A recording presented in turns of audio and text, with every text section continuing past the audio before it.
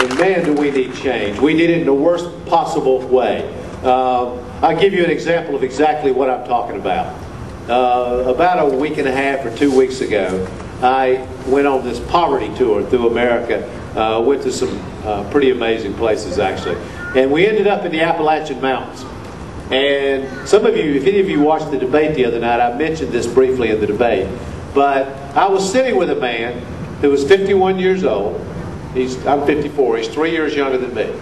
I was sitting with him. His name was James Lowe. And I had a little trouble understanding what he was saying. And he explained to me that he'd been born with a severe cleft palate.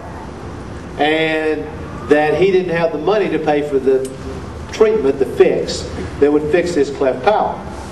And so he hadn't been able to talk. And finally he got it fixed, and now he was able to talk. And he was very grateful for somebody voluntarily taking care of him and giving him the treatment. The problem was, it was fixed when he was 50 years old.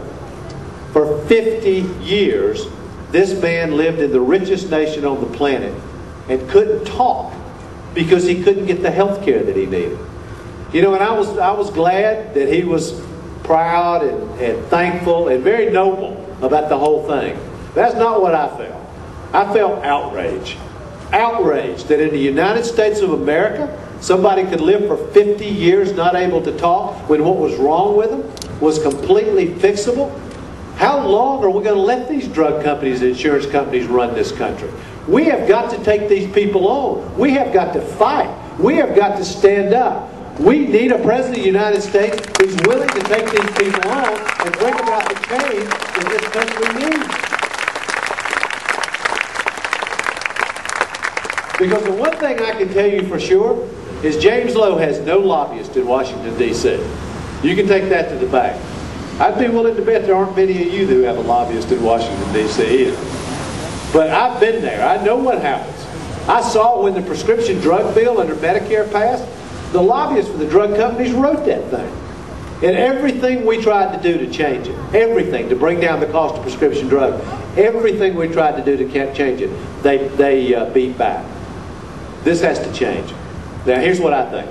I think we need universal health care in America. I think we need it in the worst possible way. Thank you for your poster.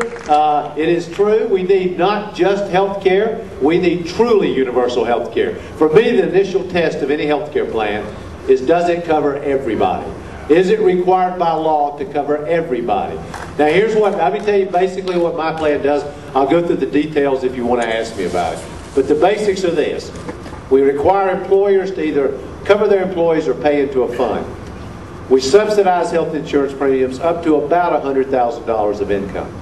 We fill all the cracks in the healthcare system. What that means is we ban pre-existing conditions, no such thing anymore. It means that mental health is treated the same as physical health. Mental health parity,